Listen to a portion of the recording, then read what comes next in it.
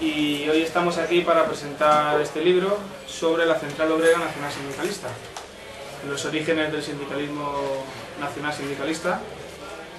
Y tenemos a Juan Antonio Llopart, que es autor de la recopilación de textos, y a Jorge Garrido como prologuista.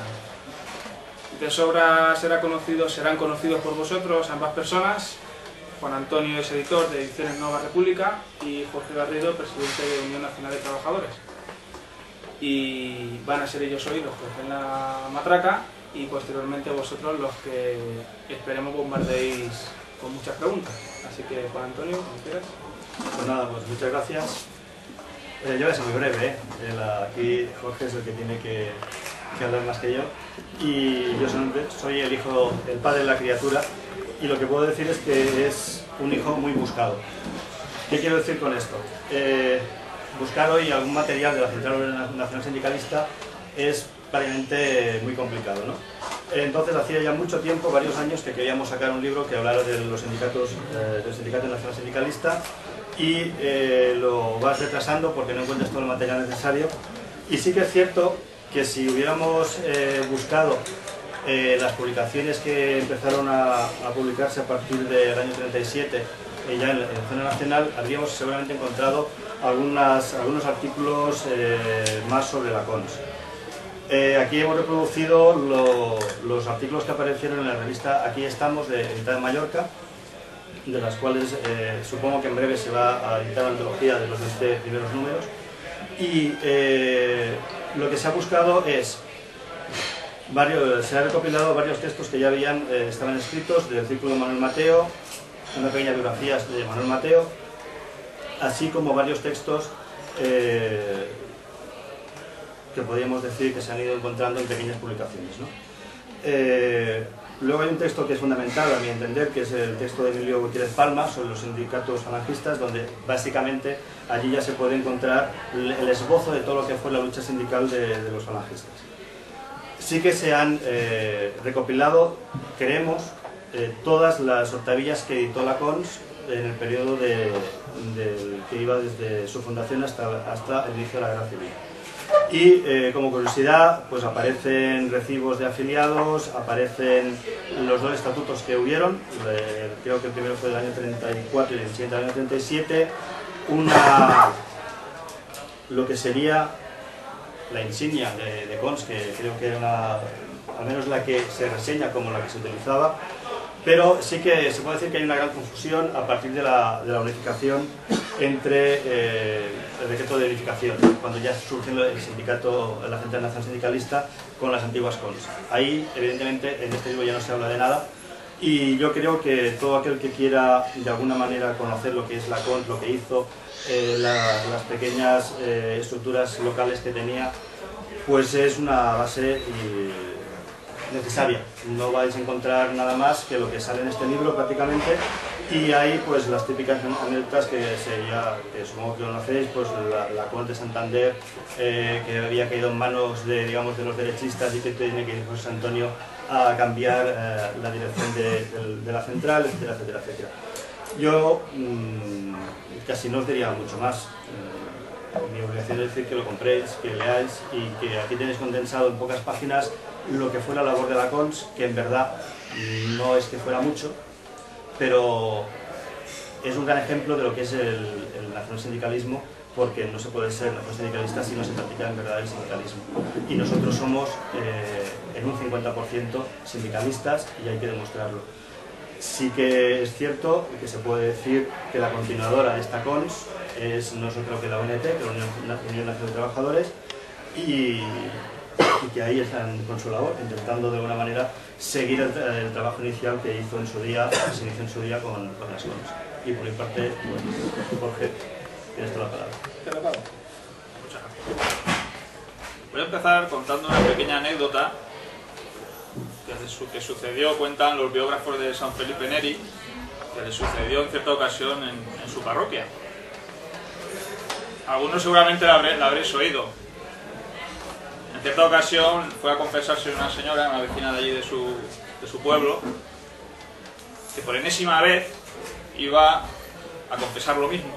Es que se dedicaba a chismorrear, a criticar, etcétera, a sus vecinos, a sus vecinas sobre todo. En esta ocasión el santo, como ya tantas veces le había puesto distintas penitencias y no aprendía la buena señora, le puso una penitencia muy especial. Le dijo, pues mira, te vas a ir a por una gallina, la vas a matar, me la vas a traer, pero por el camino la vas a ir desplumando y quiero que cuando llegues a la parroquia ya esté completamente desplumada. La señora puso una cara así rara, qué penitencia más rara. Efectivamente, la señora fue, llegó con la gallina, dice, padre, ya traigo la gallina y tal. Ya he cumplido la penitencia. No, falta la segunda parte de la penitencia. Ahora te vuelves el camino y vas recogiendo todas las plumas, una a una. La señora, padre, eso no puedo hacerlo. Yo, desde que suelto las plumas, el aire se las lleva, ¿cómo voy a recoger yo ahora todas las plumas que he soltado? Y le dice San Felipe Neri, efectivamente, eso es lo que pasa cuando hablamos mal de las personas, que soltamos los rumores, y los rumores cobran vida propia, y ya aunque lo quieras arreglar, no hay manera de arreglarlo. Me diréis que qué tiene que ver esto con la presentación del libro de la Cons. Bueno, cuando se gestó la publicación del libro, se tuvo la amabilidad por parte del editor de solicitar que yo hiciera el prólogo, de lo cual obviamente pues me sentí muy honrado. Y cuando me llega el primer borrador, pues, había una persona que había hecho una introducción, aparte de mi prólogo, persona a la que yo no conozco de nada, personalmente, pero cuyo nombre me sonaba mucho. Me suena mucho, pero me sonaba a uno de los 24 consejeros nacionales de Federas Hons que en 1984 habían firmado contra el jefe nacional, Diego Márquez, por un problema con las coronas y estas cosas. Pero bueno, eso no era, digamos, demasiado importante. Me sonaba que también había tenido algún cargo en el sindicato vertical, pero bueno, no estaba muy seguro. Pero hoy en día existe una cosa que se llama Internet, donde uno mete en Google el nombre de quien sea y aparece toda su obra y milagros, ¿no?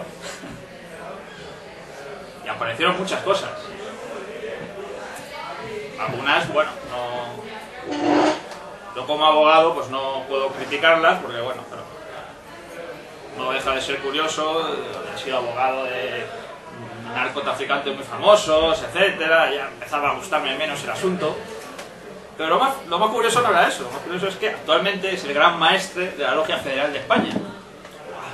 Cuando vi eso, no sabía cómo decirle al editor, oye, mira, yo no tengo nada personal contra esta persona, no le conozco de nada, pero es que si mi nombre aparece, tal de él, yo conozco cómo somos, van a decir, oye, esto de la masonería, tal, seguro que son medio masones. Y si no, yo creo que si no llegaba a ser por este invento de Internet, a lo mejor Juan Antonio y yo hoy en día estaríamos en boca de más de uno, como a lo mejor tienen tratos con la masonería, no saben, cosas que se dicen. Y bueno, a mí me sirvió para reflexionar, acordarme de la anécdota esta de San Felipe Neri, de qué seguro hay que estar para hablar mal de alguien, ¿no? Para decir que alguien es masón o que tiene relaciones con la masonería, o con cualquier otra cosa, ¿eh? Esto es un ejemplo. Obviamente, nosotros no teníamos ni idea. Al final salió sin su introducción, que era una introducción, por cierto, estupenda, o sea, no tenía nada de malo, ¿no? Pero bueno. Sí que quería contar esta pequeña anécdota porque, bueno, al fin y al cabo, tiene que ver con cómo se gestó el libro y, bueno, me parecía interesante mencionarlo. Ya entrando propiamente en lo que es la Cons, la historia de la Cons, no voy a narrar la historia de la Cons, brevemente se lo hago en el prólogo y luego también a través del libro pues se puede conocer más a fondo.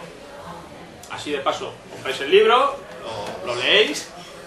No voy a repetir lo que dice el libro, ni siquiera lo que digo en mi prólogo. Lo que sí voy a hacer es una crítica, en el amplio sentido de la palabra, a lo que fue la CONS.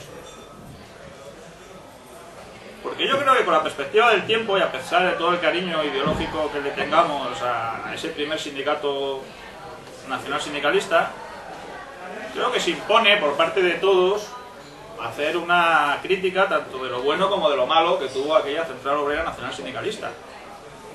Porque de ello también podemos sacar mucho provecho para el día de hoy. Ciertamente en unas circunstancias distintas a las de hoy, pero las constantes creo que no son tan distintas a las de aquella época con las de hoy. Sinceramente creo que no tanto. En primer lugar,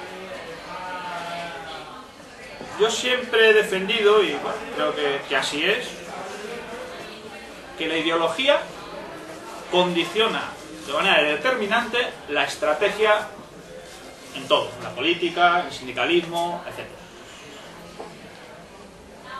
Es decir, si nuestra ideología es materialista, es clasista, pues nuestra estrategia política o sindical será en función de las clases, etc., ¿no? Es decir, hay un condicionamiento en la estrategia clarísimo por parte de la ideología. Y la CONS partía de una ideología del nacionalsindicalismo que sinceramente considero no buena, sino magnífica. Por lo tanto, creo que la estrategia sobre la que se asentaba la labor sindical de la CONS era aceptadísima. La estrategia. Voy a resumirla brevemente, podríamos seguramente profundizar más, pero la voy a resumir en 4 puntos fundamentales. La primera de todas, se trataba de nacionalizar el sindicalismo y la idea de justicia social.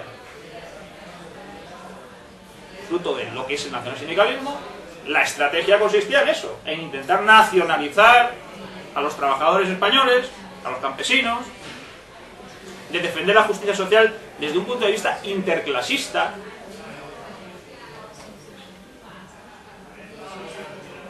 Y los primeros éxitos, ya incluso antes de que se constituyera como tal la Central Obrera Nacional Sindicalista, consistieron en la captación de bastantes miembros de sindicatos de izquierda, incluso del Partido Comunista, etc.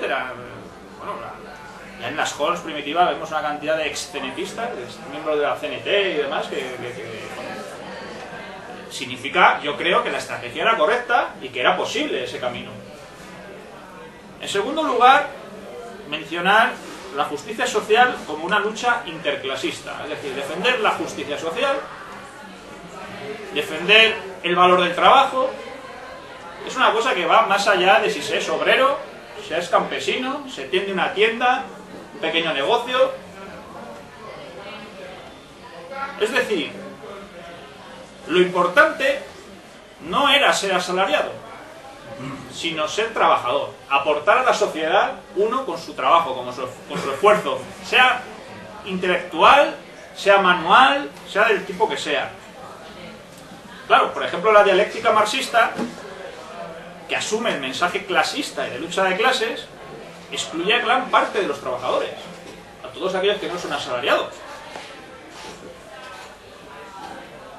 Sin embargo, el nacionalsindicalismo no, y consecuentemente la CONS iba por ese camino. Yo diría que en el siglo XXI, ese mensaje que ya daban los nacionalsindicalistas entonces, hoy en día se está empezando a aceptar como real.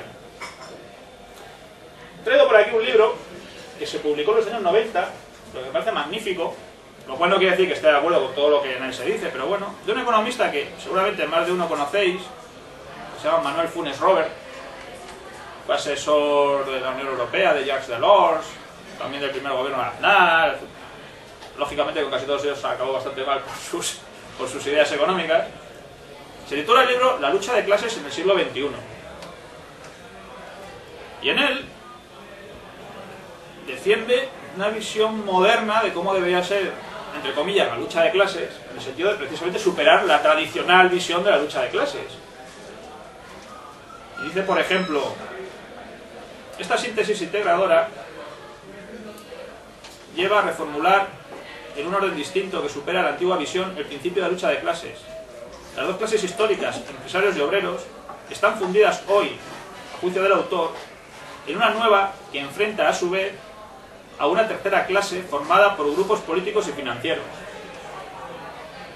Es decir, hoy la clase de los explotadores es la de los políticos y la de los financieros. Que no es que no existieran entonces, pero quizá entonces todavía no eran una clase propiamente hablando, ¿no? Dice, desde ese punto de vista, el salario se manifiesta hoy como una renta de subsistencia de millares de empresas y de asalariados, en tanto que el interés alto y la elevada presión tributaria sustituyen con ventaja al salario como instrumento de control social.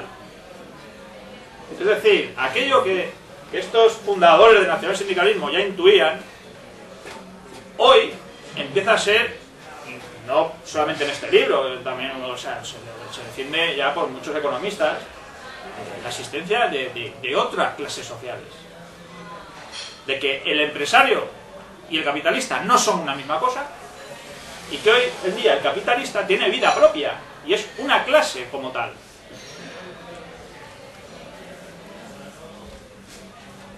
Pues bien, de eso partían los nacionalsindicalistas, y en concreto la CONS.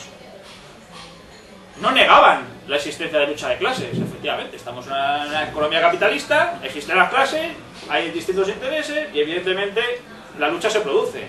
Lo que hay que hacer es acabar con ella. Lo que hay que hacer es eliminar las causas. Lo que hay que hacer es superar esa lucha de clases. Ese discurso todavía no lo ha comprendido la izquierda. La izquierda sigue anclada en el modelo de lucha de clases que ya en su día analizó Carlos Marx, y siguen exactamente en la misma visión del siglo XIX y principios del XX. No han avanzado nada, lo acabamos de ver ayer. No han avanzado nada. En tercer lugar, desde un punto de vista ideológico, la CONS defendía el sindicalismo revolucionario. Frente al revolucionarismo, entre comillas, leninista, en el cual es el partido el que marca las pautas y el sindicalismo no existe en tanto que no sea un apéndice del partido, para los sindicalistas el sindicalismo forma parte del núcleo central de cualquier revolución. No es posible hacer una revolución social sin una lucha sindical. Pero una lucha sindical con vida propia, auténtica, no como un mero apéndice del partido, que era la visión, digamos, leninista clásica del sindicalismo.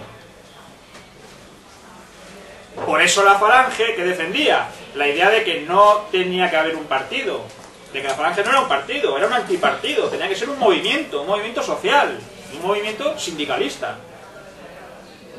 Y en cuarto lugar, defendían la idea de una justicia social no materialista.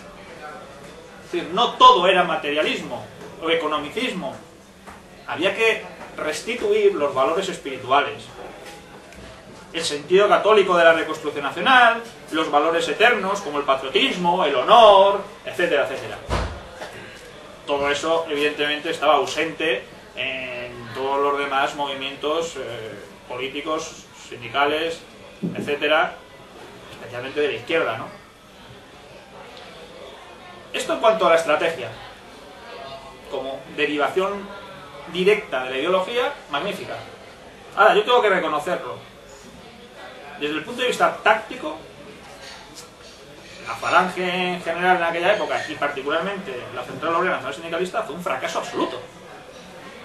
Y creo que no hacemos nada mal, sino todo lo contrario en reconocerlo. Fracasó estrepitosamente. ¿Por qué? Tuvo puntos o éxitos puntuales que hay que reconocer, sin duda, pero digo en general, ¿no? Globalmente yo creo sinceramente que fue un fracaso. La estrategia depende de la ideología, pero la táctica no depende de la ideología. Es pura praxis y se pueden tener tácticas diferentes con una misma ideología, e incluso ideologías distintas coincidir en una misma táctica. La táctica es, digamos, la acción directa, concreta, en cada caso, etcétera, ¿no? La forma en la que llevamos a la práctica esa estrategia inicial. Pues bien, voy a poner varios ejemplos, 6 en concreto, de lo que fueron las principales actividades de la Central Obrera Nacional Sindicalista, y de las 6, sinceramente considero que solamente una se puede considerar que fue un relativo éxito, porque las demás, sinceramente, considero que fueron un fracaso. Cuidado, como luego diré, muchas veces motivado por las circunstancias. Las circunstancias no permiten hacer determinadas cosas. Pero bueno, en primer lugar, primer gran error, la campaña estrella de la CONS, la famosa campaña para emplear o buscar empleo a los parados, que movilizó a todos los falangistas, más allá incluso de la propia Central Obrera, la verdad que con bastante dedicación. El objetivo era estratégicamente muy bueno. O sea, aquí hay un colectivo del que nadie se ocupa, que está sufriendo la crisis económica, que está sufriendo, ¿qué vamos a decir hoy? De los desempleados, ¿no? Es decir, estratégicamente, muy bien. Ahora, ¿cómo se llevó a cabo eso? Tácticamente, fue un error absoluto. Quien no lo recuerde, lo explico brevemente.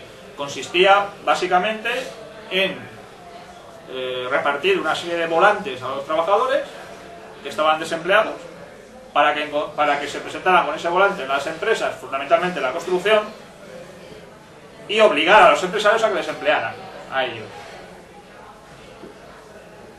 Evidentemente no había ningún acuerdo entre la CONS y los empresarios. Es decir, los empresarios se encontraban, bueno, que llega aquí con este volante. Pero el problema no era ese. El problema, esta estrategia ya la habían utilizado anteriormente, por ejemplo, los fascistas en Italia, incluso los nacionalsocialistas habían algo parecido en Alemania, con mucho éxito. Con mucho éxito. Especialmente en Italia. Sí lo consiguieron. ¿Y por qué aquí no? La táctica consistía en movilizar a toda esa gente y obligar a los empresarios a que les contrataran. Ahora bien, ¿tenía la CONS o Falange en general fuerza como para obligar a nadie a contratar a nadie? Desde luego que no. Es más, el empresario se encontraba con que tengo un problema con las comisiones obreras, es decir, no, con la CNT, con la Confederación Nacional de Trabajo y con la UGT, que ya de por sí es un problema gordo. Y encima voy a echar a sus trabajadores para meter a los de la CONS y ya que directamente le pongan la bomba debajo, vamos, iba a decir debajo del coche o en la fábrica o donde sea, ¿no? No, yo no quiero más problemas, bastante tengo yo ya. ¿Tenía fuerza, tenía capacidad para imponer ese empleo la CONS? No la tenía. Resultado, un fracaso absoluto, no se consiguió emplear a prácticamente nadie, el desprestigio entre los desempleados fue tremendo, un papel que no vale para nada. Es decir, fracaso absoluto. Fue una campaña que diseñó fundamentalmente, en mi caso era de Sotomayor, que venía de la CNT. Claro, a la CNT le había funcionado algo parecido que también hacían. Claro, la CNT tenía una fuerza que no tenía la CONS. Fue influido en esta campaña fundamentalmente por Ramiro de Ledesma Ramos. Él se ha empeñado siempre, incluso después, en decir que no fue un fracaso, sino que incluso que UGT y la CNT tenían un miedo terrible a que aquello tuviera éxito. Miedo ninguno, vamos. Ahí como fue uno de los instigadores de la campaña, pues la defiende incluso cuando fracasó, pero hay que ser honestos. Tenemos que ser honrados con nosotros mismos. Fue un fracaso absoluto.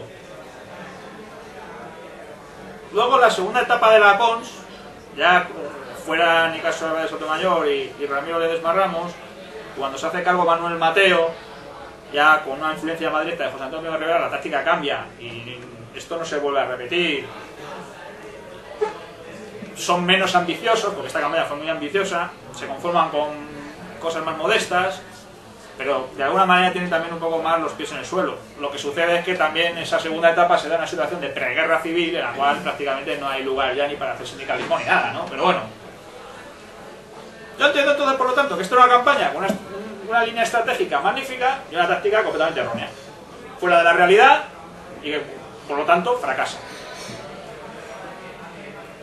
Segundo ejemplo, el boicot a las huelgas que hacían los sindicatos UGT y CNT fundamentalmente, particularmente la de la construcción, pero también otras, y que consistía básicamente en que todas las empresas que estaban afectadas por la huelga, la CONS ofrecía a sus trabajadores y con ello se pretendía suplantar en el mundo laboral a esos sindicatos. Claro, el problema aquí tiene algo, se parece un poco al anterior, con otro añadido.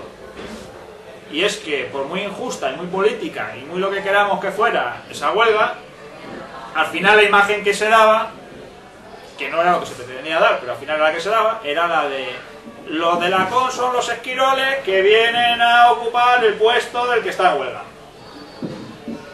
Esa era la imagen final. Y eso cuando lo conseguían, porque el empresario muchas veces con aquel problema de que es que los de la UGT y CNT pegan muchos tiros, se lo pensaba también para contratarlos, ¿no?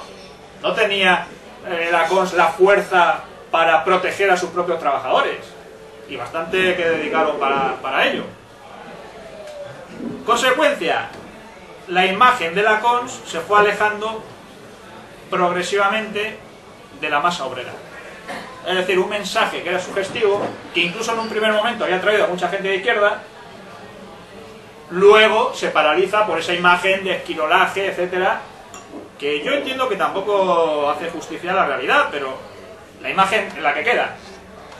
La imagen es la que queda. Y vemos como todos los dirigentes que provenían de la izquierda, todos son de una primera etapa, no de la segunda. Y eso es, yo creo, precisamente por esta imagen que se dio. En tercer lugar, un caso similar, solo que motivado por razones muy distintas. La Revolución de Octubre de 1934. La CONS nuevamente, igual que en el tema de las huelgas, ofrece a sus trabajadores para sustituir a todos aquellos que, por haber participado en la revolución y en contra de las leyes, haber hecho huelgas en contra de las leyes, etcétera, quedaban automáticamente fuera de la empresa, quedaban despedidos por razón de su actividad. Ahí sí es verdad que se consigue colocar a miles de personas. Pero ¿qué sucede? Que empiezan las venganzas por parte de UGT y la CNT. En ese primer momento, en el 34 y hasta el principio del 35, estaban muy debilitadas, pero a lo largo del 35 se van rehaciendo. Y así vemos cómo hay muchos casos de falangistas de la CONS que son tiroteados, pues no sé, en las obras de ventas, en las obras de no sé qué, en distintos sitios donde estaban, porque habían sustituido a los trabajadores que estaban antes porque habían participado en la revolución. Prácticamente todo el esfuerzo de la CONS, e incluso en general de Federas con la primera línea y demás, casi ya hasta la guerra se dedicó prácticamente a proteger a todos los trabajadores, es decir, dejaba al final la actividad sindical para proteger físicamente a todos los trabajadores que habían colocado antes. Y encima no tenían capacidad para protegerlos a todos. Menudo problema en el que se metieron también, ¿no? ¿Qué sucede? Que claro, la Revolución de Octubre del 34 tiene también unas connotaciones políticas, sobre todo en determinados sitios, no solamente en Asturias, en Cataluña y en otros sitios, mezclado con separatismo, etcétera, etcétera, que claro, tampoco había muchas más opciones, ¿no? Había que tomar partido. Sí es una buena campaña, en cambio, la que organizó la CONS contra la SEPU, la Sociedad Española del Precio Único. Ahí se despidió a dos camaradas por pertenecer a la CONS, y la campaña que hizo la CONS de acoso a la SEPU fue realmente dura, concreta, y bueno, yo esa creo que sí que dio una imagen de que, bueno, ha habido una injusticia, no por el esquirolaje ni por nada, sino por injusticia pura y dura, y aquí nosotros vamos a decir, perdón, pero esto no lo vamos a tolerar. Esa sí fue una buena campaña, pero fue, creo yo, una campaña o un caso aislado. No fue la tónica general. Se nota, por lo tanto, una incapacidad permanente para sacar provecho de las circunstancias, para moverse en ellas y saber digamos, conseguir los apoyos circunstanciales que cada momento requiere, y al final eso suponía constantes errores tácticos y un permanente estar fuera de sitio. Es decir, nunca llegó a encontrar su sitio en el mundo sindical la Cons. Y finalmente creo que cometió otro error gravísimo. Y es que, pese a que defendía una postura de sindicalismo revolucionario, donde el sindicato es uno de los motores principales de la revolución, etcétera, etcétera, en la práctica no actuó así. Las circunstancias se imponían y al final acabó siendo más un correo de transmisión, una correa de transmisión del partido. Que era justo lo que en un primer momento pues no se pretendía hacer. Se pretendía hacer todo lo contrario. Y sin embargo, las circunstancias, claro, también tenemos que ponernos en aquella época. O sea, una guerra permanente con la izquierda, una situación de preguerra terrible, donde había que hablar más de supervivencia que de otra cosa. Entonces, claro, yo entiendo que gran parte de estos errores que yo aprecio en esa Cons de los años 30, pues la verdad que son, no sé si excusables, pero por lo menos entendibles, ¿no?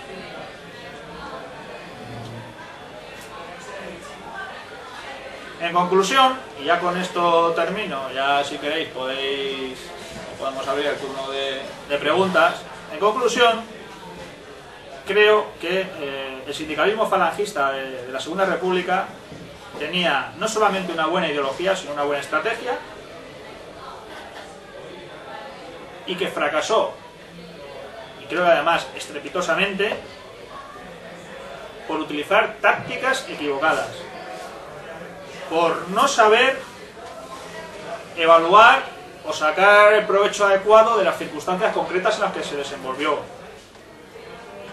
Y en definitiva, por caer por la fuerza de las circunstancias en permanentes contradicciones con su propia ideología.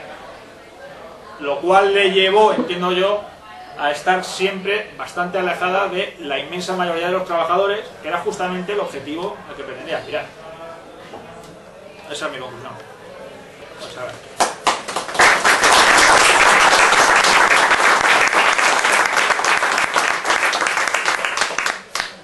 Ahora, con un poco de orden, dentro de lo posible, pues empezáis a bombardear. Paco. Vamos a ver, yo lo primero que tengo que decirte, Jorge, es que lamento tu interpretación. La lamento, o sea, la acepto, creo que es una interpretación más, pero lamento tu interpretación. Porque la interpretación que tú has hecho, yo la podría haber oído en otro foro, no precisamente de procedencia tuya. Es decir, más o menos lo que vienes a decir, por lo que has comentado acerca de las Cons, se está justificando a todos los historiadores que tratan de contrarrevolucionarios, de aliados del capital, las propias acusaciones que hace el Mundo Obrero, por ejemplo, diciendo que José Antonio es amigo de los Otamendi y demás. Se puede desprender de lo que tú has dicho que en la táctica es posible. Yo sinceramente no estoy de acuerdo contigo, quiero decirte, creo que habría que ver el contexto en que aquello aparece y el tiempo que tiene de desarrollo las Cons. O sea, pedirle a las Cons que sea una organización estructurada, obrera y fuerte, pues perdona, pero no se puede. Es decir, cuando se están montando en el siglo XIX los movimientos obreros, o sea, los preludios, la Liga de los Justicieros y demás, aquello hasta que llega a perfilarse y hasta que llega a parecer algo sólido se tarda mucho.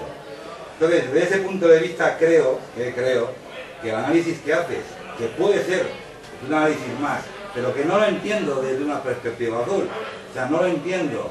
Creo que hay que, bueno, yo por lo menos, entender con más cariño la táctica esa equivocada de los Manuel Mateo y demás, que hicieron en un momento determinado lo que pudieron.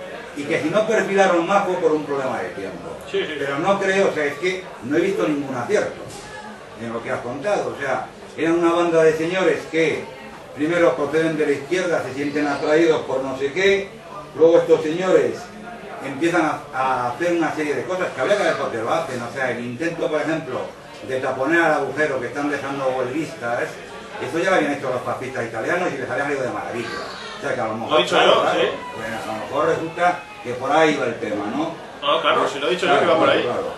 Yo, por ejemplo, en los textos que veo de análisis contrarios a la actividad política de la Falange, encuentro un análisis muy próximo al que tú has hecho. Pero claro, que era la desviación, evidentemente, está donde está. Yo particularmente te digo que no participo, mira, incluso, por ejemplo, has hablado del tema SEPU. Tú, por ejemplo, has aplaudido el tema SEPU. Bueno, pues en el tema SEPU, por ejemplo, hay connotaciones judías, antijudías. Curiosamente, o sea que a lo mejor justamente es lo que no debe aplaudir. Nada más. No, yo, vamos a ver, creo que he intentado, si no lo he transmitido así, pues lo recalco ahora, yo creo que las circunstancias son las que obligaron a utilizar determinadas tácticas en un momento determinado que no dieron resultado. Eso no creo que tenga nada que ver con que se haga desde un enfoque ideológico o de otro. Es decir, ¿qué resultado tuvo Jorge la Falange? Pues lo mismo, fue un fracaso. Sí. Sin duda. Durante la República, sin duda.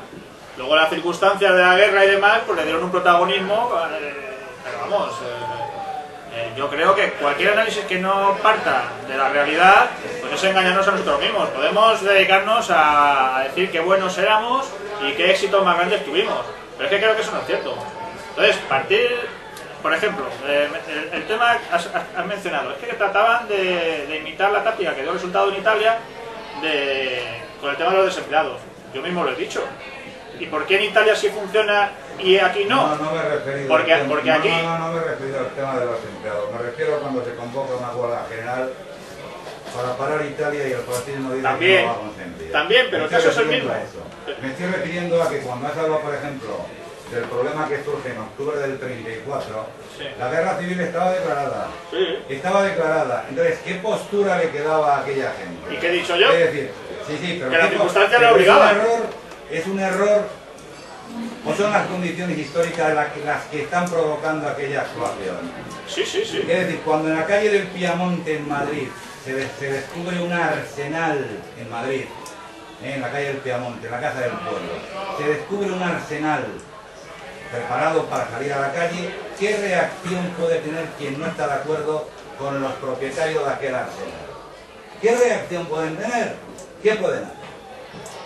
Sí, hay que estar, sobre todo hay que estar en el momento, ¿no? Y es decir, yo por eso he querido ser indulgente en el sentido de decir que yo comprendo que en esas circunstancias, es que no había otras alternativas. Ahora, lo que no podemos, creo yo, en el año 2012, es regodearnos en qué buenos éramos, o por ejemplo, aceptar... en este libro se recoge el texto de Gutiérrez Palma, que me parece que como testimonio del momento y de la época es magnífico, pero hay que saberlo interpretar con la distancia, porque uno lo lee y parece que todo era triunfalismo y qué buenos somos, hemos arrasado, y hombre, creo que la realidad no fue así. Pero ¿quién se cree eso? ¿Quién se cree eso cuando el secretario general de las CONS es despellejado y torturado? ¿Quién se cree eso? Yo no se lo creo. O sea, que las CONS fuera o lograra cosas importantísimas, no se lo cree nadie. Bueno, pero eso durante mucho tiempo sí que se ha dicho. Y se ha dicho, había 12.000 afiliados solamente en el sector de la construcción. Y eso no se lo cree nadie. Todos sabemos que una cosa es que les dieran un papelito para que fueran a encontrar trabajo y otra cosa es que fueran afiliados. Sí, 12.000 a lo mejor sí que fueron a que les dieran el papelito para ir a trabajar, eso sí. Pero afiliados, la CONS nunca tuvo 12.000 afiliados en Madrid, vamos, seguro. O sea que, claro, vamos, yo creo que no. Si alguien saca un documento en el que sacan 12.000 fichas o 12.000 nombres, me callo y vamos. Lo que pasa que creo sinceramente que con 12.000 afiliados en la construcción de Madrid, la CONS se come el sector. Se lo come. A UGT y a CNT. Que seguro que, vamos, yo sinceramente... no sé, parece que he venido a criticar a la CONS, en absoluto, no es esa, no es esa mi intención. Por ejemplo, de lo que tú has comentado, que repito, que es que estaría en la ortodoxia de ciertas interpretaciones que yo ya estoy cansado de oír. El tema, por ejemplo, de los atentados contra trabajadores falangistas. Si tú, por ejemplo, ves cómo se describe el ir a la caza de los trabajadores que están haciendo el derribo de la antigua Plaza de Toros de la calle Felipe II, y cómo repelen como buenamente pueden la agresión a aquellas personas que han ido allí a trabajar. Claro, si yo justifico diciendo es que estos señores son unos cochinos esquiroles que han ido allí a hacer el trabajo que han quitado a otros, pues oye, le estoy dando carga de razón a quien eso dice de otros pueblos. Y el tema fue tremendo. Claro, Tuvieron que defenderse pistola en mano cuando fueron a por ellos como a por conejos. Sí. Eso es lo que quiero decir. Pero yo lo que quiero decir es que en determinadas circunstancias, claro, aquello lo que pasa es que son excepcionales. Nosotros hablamos de una época en la que, aunque hay crisis, no hay la situación de convulsión social que había entonces. Ni hay atentados todos los días contra los que son de otro sindicato, ni contra nosotros los falangistas, ni muchísimo menos. Claro, la circunstancia es muy distinta y digamos que desde el año 2012 es más fácil tomar distancia y decir, bueno, esto fue un error, esto no. Habría que haberse visto cada uno de nosotros en aquellas circunstancias, sin duda. Y creo que yo he partido en todo momento de eso. De que yo entiendo que en esas circunstancias no había muchas más opciones, seguramente. Ahora, la cuestión es, cuando tú haces algo, y ese algo se da una imagen X, y esa imagen X no va acorde a lo que tú pretendías dar como imagen, sea por las circunstancias, sea por tu torpeza, sea por lo que sea, algo ha fallado. Algo ha fallado. ¿O no? Yo lo veo así. Que luego a lo mejor es inevitable. A lo mejor no había otra alternativa. O sí, no lo sé. Es cuestión de... No, lo que hubo es lo que hubo y la historia está ahí. O sea, el alternativismo en la historia no sirve. Lo que fue es lo que fue. Pero por ejemplo, la línea que sigue Manuel Mateo no es la línea que sigue la Cons de Álvarez Mayor. Y los hechos contrafácticos no valen. Consecuencia, las Cons fracasaron, claro. La Cons fracasó y la Falange fracasó. Sí. Sí, lo sabemos. Claro, lo sabemos. Pero luego la interpretación que se puede dar puede ser la interpretación de que eran amarillos, esquiroles, pistoleros, o a lo mejor sacamos también otra. Gente que tenía una carga de idealismo bestial y que las circunstancias del momento les obligan a arrostrar lo que arrostraron y acabar como acabaron. Y por eso te he dicho, Jorge, que yo la interpretación que tú has hecho a mí no me convence, y no digo que no sea lícita, pero a mí no me convence, porque creo que hay que destacar algo más, porque si resulta que son unos fracasados, que no tienen ni pajolera idea de táctica, 4 gatos, que no hacen nada, que encima practican el esquirolaje, pues apague y vámonos. Yo tampoco lo he dicho así, ni mucho menos, ni creo que eso sea así. Si la imagen que he dado lo que he dicho, pues no es lo que pretendía, desde luego. Simplemente me gustaría responder al camarada. Yo creo que con desconocimiento total, yo pienso que, por lo que he oído, eligieron una táctica equivocada, sí, pero con la mejor intención del mundo. Simplemente tuvieron la mala suerte de escoger una táctica que no funcionó. Más que mala suerte es que la circunstancia, es decir, yo es que veo muy difícil en esas circunstancias a lo mejor seguir otro tipo de táctica. Es que a lo mejor no había muchas opciones y yo no... Ahora, no sé, yo me limito a los hechos y los resultados. Yo en esa época, o cualquiera de nosotros en esa época, seguramente hubiéramos hecho lo mismo. Pero lo que no quiere decir que no analices críticamente el pasado, entre otras cosas, para sacar provecho al día de hoy, ¿no? Entonces, lo que se trata al fin y al cabo de nuestra historia, ¿qué es? Repasarla, ver qué se pudo hacer mejor, en qué se pudo equivocar, o en qué uno, haciéndolo bien, o creyendo que lo hace bien, las consecuencias no son las que uno persigue. Yo he puesto muchas veces un ejemplo de una campaña que hicimos en Santander, que no me cansaré de repetirlo, que objetivamente era magnífica y sin embargo, tácticamente fue un fracaso. Que era una campaña que hicimos por la banca sindical. Desde un punto de vista ortodoxo, ¿qué falangista va a estar en contra de eso? Pues creo que ningún santanderino entendió a lo que nos referíamos. Ni uno. Es más de uno me dijo, ¿sabe? Queréis dar los bancos a UGT y a comisiones, estáis locos. Eso es lo que entendieron. ¿Por qué? Porque la táctica era equivocada. La estrategia, no. La idea, no. Pero la táctica, pues no fuimos con el mensaje correcto, está clarísimo. Porque no lo entendieron. Y puede ser estupenda la idea, pero es que, chico, o te haces entender, o tu táctica ha fallado. Ahora, si queremos negarlo, no, es que hay que decirlo así porque es lo que creemos y punto. Vale, pues nada, pues sigue diciendo por la banca sindical, a ver qué entiende la gente. Yo no niego nada, ¿eh? Yo no niego nada. No, he empezado a decirte que tu análisis puede ser válido. pero entiendo que puede ser válido en otros foros. Porque es que he visto,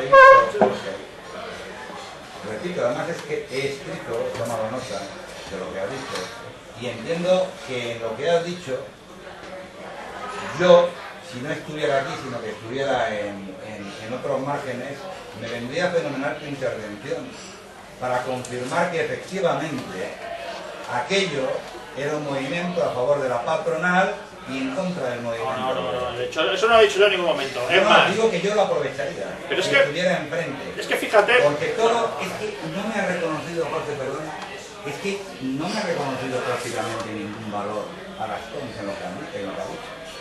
¿Cómo que no? Empezó diciendo que su idea y su estrategia eran estupendas. Sí, hombre, claro, partiendo en abstracto. Pero es que tú fíjate lo que acabas de decir, qué contradictorio es con lo que he dicho yo.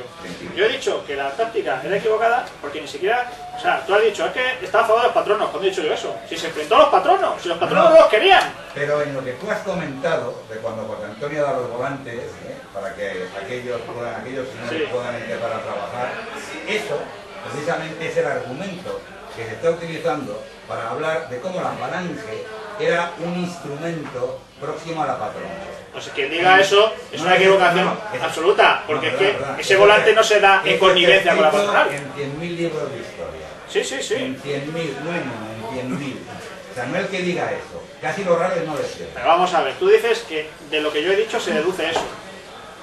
He dicho que yo, si no estuviera aquí en este foro, que estuviera en otro, tus palabras, como que has dicho, me vendrían muy bien para apostillar esa postura. Sí, pero ¿por qué si yo he dicho que esa postura fue tanto en contra de los demás sindicatos como en contra de los patronos que tampoco querían y que, o sea, se hizo en contra de todos? Sí, el patrono no estaba de acuerdo con el volante. Era un iluso y pensaba que los patronos, por ser quien era el que firmaba los volantes, iban a dar el trabajo. De donde se deduce clarísimamente que la falange era algo que estaba controlado para la patronal. Te repito, denunciado en el mundo obrero. El mundo obrero es lo que denuncia. O también dijo José Antonio, se reúnen.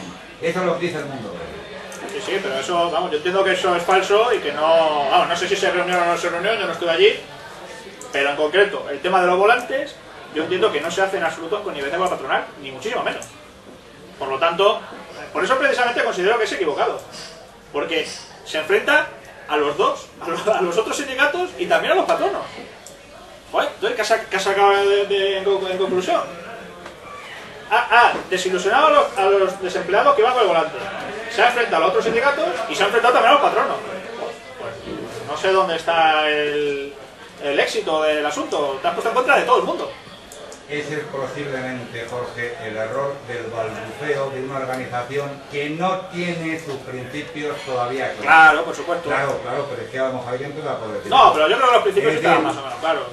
Bueno, más o menos claros, quiero decir, en líneas generales, ¿no? Bueno, pasa que llevarlo a la práctica es más complicado. En el movimiento obrero, Jorge, se tarda muchísimo eso en aposentar esos principios. Eso es verdad. No, pues que se revise un poquito la historia de cómo se forman los movimientos obreros, los problemas que hay antes de fundarse la Primera Internacional, el tema de la Liga de los Justicieros, la Liga de los Forcistas y demás, y que luego debute. Sí. Con su permiso, José Luis, querías... Sí. Bueno, yo quiero decir una simple cuestión. Que, vamos, la versión que nos ha dado hoy Jorge es discutida y discutible. Discutida y discutible, por supuesto, pero vamos, quien quiera tener una idea mucho más próxima, mucho más cercana y que ya no es una versión ni discutida ni discutible, es recurrir a los textos auténticos, es ir y leer el libro donde se expresa, se dice, se indica y se matiza lo que fue nuestra gloriosa y heroica, mejor dicho, gloriosa y heroica Central Obrera Nacional Sindicalista, que debe ser el reflejo del espíritu que debe animar a todos los falangistas. Y por consiguiente, vamos, más que de entrar en la dinámica de si la versión que es la más, yo también tengo puntos de discrepancia en la versión. Como toda versión de hechos, me puede parecer, como digo, contradictoria o paradójica, pero lo que quien quiera acercarse con ánimo de entender y de aprender lo que fue la Central Obrera Nacional Sindicalista, lo que tiene que hacer es adquirir el libro, leerlo, porque seguro que le va a quedar mucho mejor sabor de boca que escuchar una versión un tanto, entre comillas, derrotista. Nada más. No, tengo que derrotista no, lo que pasa es que yo reconozco que me gusta ser polémico, ¿eh? Eso lo reconozco. A mí también. Hoy vas a salir de aquí calentito. Vete preparado. Sí, cuando me preparé la charla, ya ese polémico. Y Despedidos al río. No. Pues alguna pregunta más, alguna intervención. Puñalada, estacazo. Además, Bueno, hola. Muy bueno. En los años 70 yo recuerdo por lo menos 3 intentos ¿Su nombre? de identificarse, Fernando Vaquero, de Pamplona. Fernando, con eso me vale. En los años 70 conocimos por lo menos 3 intentos de sacar adelante una CONS. Con Valencia por un lado, Auténtica por otro, los asturianos de Raimundo por otro, ¿no? Aquello se extinguió y entonces los que nos movíamos en los años 70, los 80, en los grupos azules, ya advertíamos esa dicotomía, esa aparente incapacidad para llevar esos grandes principios, esas grandes ideologías, esas grandes estrategias que todos teníamos en mente, para plasmarlos en la práctica, para concretarlos en tácticas, para que se alcanzaran éxitos de algún tipo. Han pasado muchos años y seguimos igual. Jorge, desde tu punto de vista, y ya que sigues en la primera fila, ¿crees que esa incapacidad de alguna manera se está superando? ¿Por qué existe esa incapacidad? ¿Es un problema de principios mal definidos? ¿Es un problema estructural? ¿Es un problema de incapacidad de quienes hemos estado en estas gloriosas historias? me alegra que hagas esa pregunta porque era la pregunta que realmente estaba deseando que alguien hiciera. A lo mejor también para quitar el mal sabor de boca que según José Luis he dejado. Yo realmente eso pensaba que alguien me iba a preguntar. No tú, la versión. Sí, bueno, ya bien, pero la versión que yo he dicho.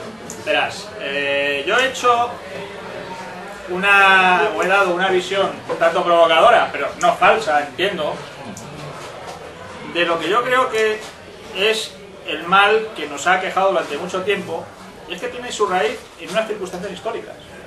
Es decir, tenemos unos principios que yo sí creo que están en lo esencial bien definidos, de los cuales se marcan unas líneas estratégicas que son las que no se definieron muy bien, pero que son fácilmente deducibles de esos principios.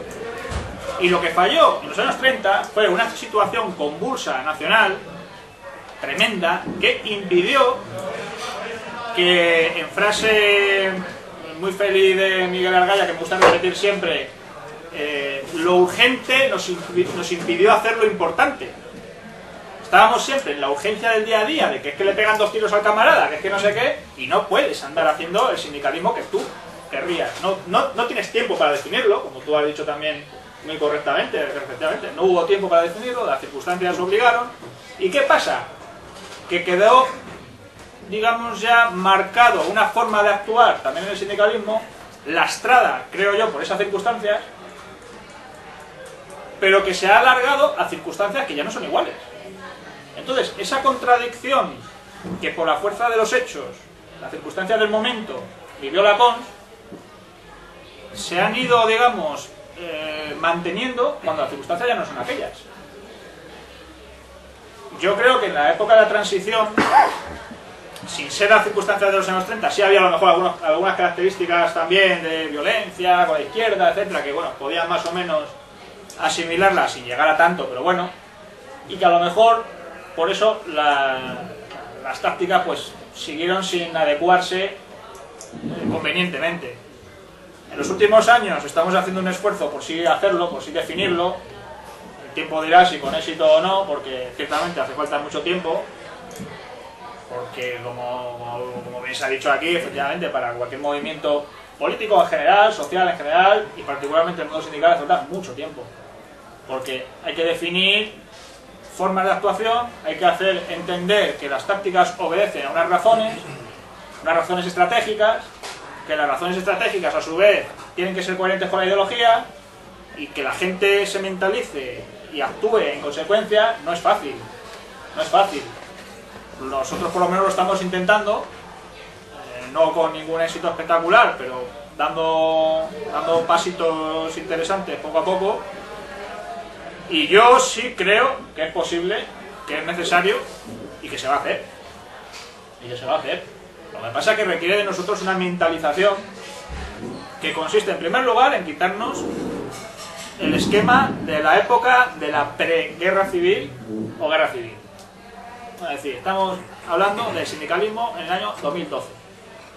Entonces, de aquí hemos de sacar todos los principios todas las bases ideológicas, incluso los principios estratégicos, pero tenemos que saber que estamos en otra época, que no estamos en la guerra a tiros con la CNT y la UGT, y que a lo mejor las tácticas pues no son las mismas o no deben ser las mismas, ¿no?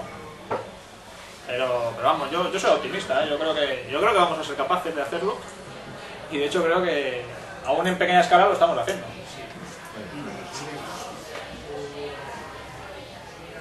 Continuamos.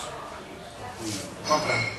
¿Y no crees tú que el problema del sindicalismo falangista es que tú juegas en el terreno ajeno? Porque claro.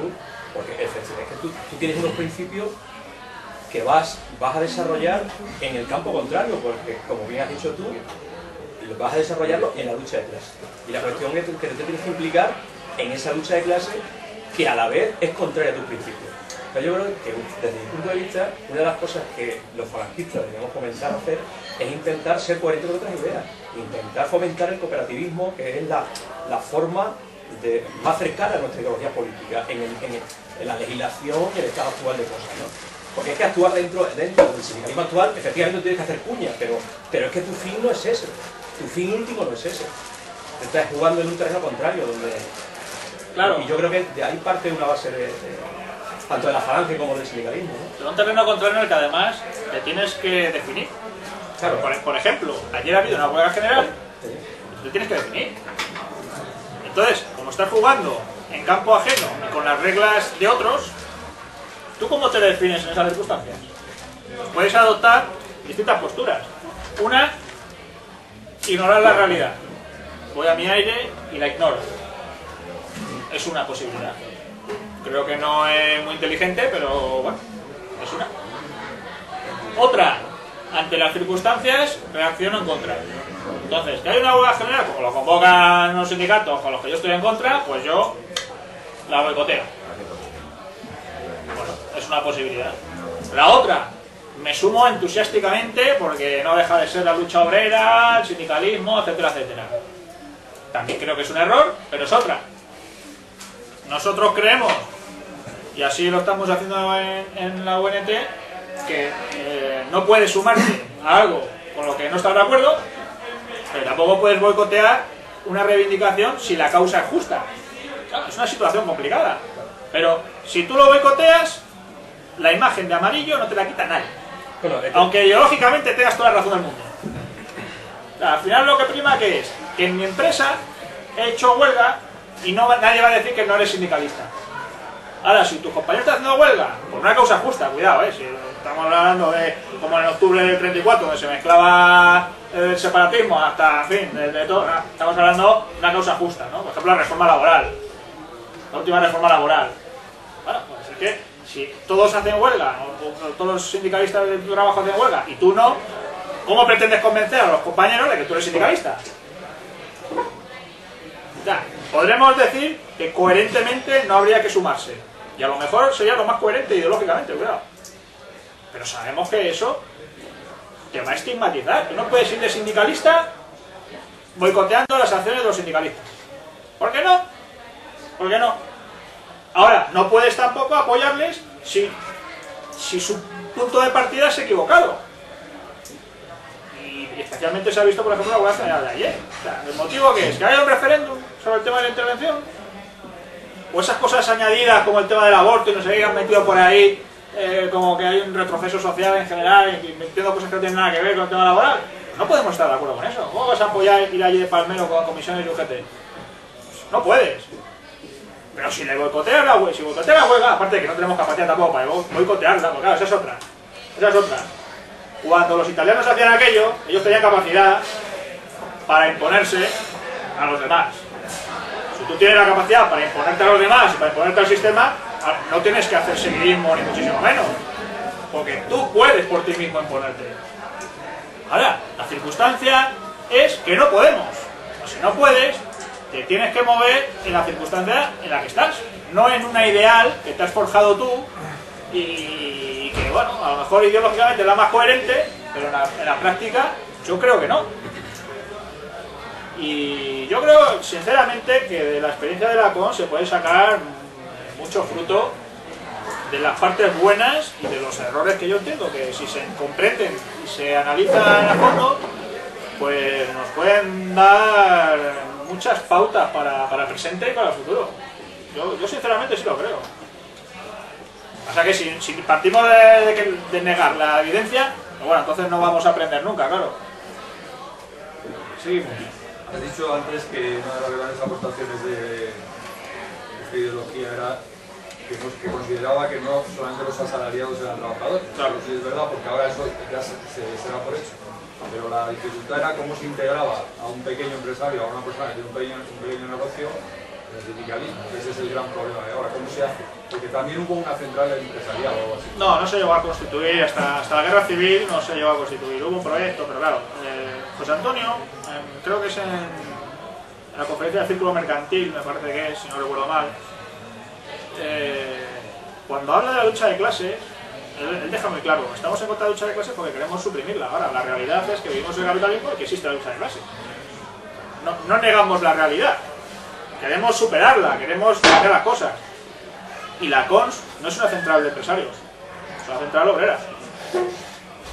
Porque es que tú te mueves una realidad y no puedes hacer un sindicato en el que estén obreros y empresarios cuando las reglas del juego no son las que tú quieres imponer. Claro, cuando tú impongas el sindicalismo, pues eso ya no tendría sentido. Hoy sí, porque las propias leyes facilitan o fomentan que los intereses del empresario y del trabajador sean diferentes, cuando en realidad no lo son. Pero el sistema actual fomenta eso. Entonces, tú no puedes hacer un sindicato con obreros y empresarios hoy en día, imposible, no tiene sentido. Pero es que la CONS tampoco lo hizo, y José Antonio lo decía, mientras persista la lucha de clases, etcétera, etcétera, no hay otra, entiendo yo. Seguimos. Entonces, en función del actual sindicalismo de clases, el trabajador autónomo no le consideran un trabajador, el que trabaja por cuenta propia. Bueno, no diré que por lo que tengo entendido, que alguien me corrija si me equivoco, por lo que yo he entendido, nosotros al autónomo sí le consideramos un trabajador. Sí. Vamos a ver, siempre que no tenga nadie contratado, que sea él, autónomo, trabajando. Claro, la cuestión es la siguiente. Para el marxista, el principio de análisis del mundo del trabajo y de la economía en general es el principio de la lucha de clases y de la dialéctica, del materialismo dialéctico y demás. Entonces, la clase es el asalariado. Cuando hablan del obrero se refieren al asalariado. ¿Vale? Entonces, el asalariado puede adquirir y debe adquirir para ellos conciencia de clase para emanciparse, etcétera, etcétera. Ahora bien, ¿por qué un campesino que no es asalariado, por qué un autónomo no puede coger conciencia de clase? Porque es un pequeño propietario. Entonces, como es un pequeño propietario, en su mentalidad tiene una conciencia pequeño burguesa, no de obrero. Y por lo tanto nunca va a querer hacer una revolución social. Ese es, digamos, el análisis que hacen ellos, ¿vale?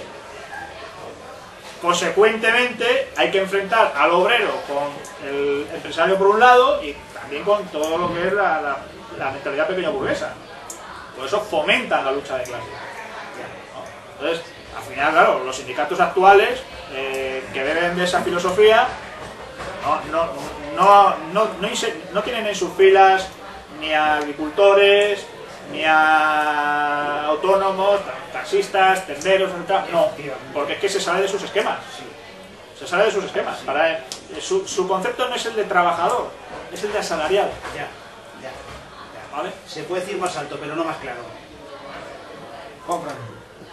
Es que con el tema de los autónomos hay una clase de autónomo donde realmente viene a ser una degradación de la explotación del trabajador. Porque actualmente lo que ha pasado en la estructura actual y que está pasando durante estos 30 años es que se ha obligado, porque ha sido así, incluso yo creo que la ley que hace el Partido Socialista con este autónomo dependiente o algo así, no sé exactamente cómo se llama. Sí, trabajador lo que viene a hacer desde el punto de vista laboral es legalizar la explotación de un trabajador que se convierte en autónomo, se le obliga a convertirse en autónomo. Es legalizar lo que antes se llamaba el falso autónomo. Efectivamente, eso es.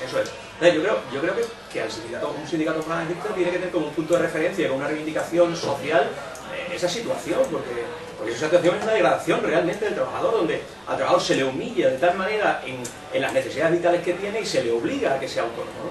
Pues escuchaba en La Sexta, que de vez en cuando conviene ver qué dicen, escuchaba precisamente a una periodista que decía esto, ¿no? Que se había obligado, trabajaba en ADN, y la despidieron, que es una de las que está en desahucio y tal, que se quedó sin casa, y comentaba que la despidieron y la obligaron a ser autónoma, ¿no? Así de claro, a pagar sus seguros sociales, con lo cual después, ¿qué ocurría? Que no tenía derecho a paro. Y lo que decía era, muchas cosas. paro, tenía una ley que les explicaba el tema de su situación personal, que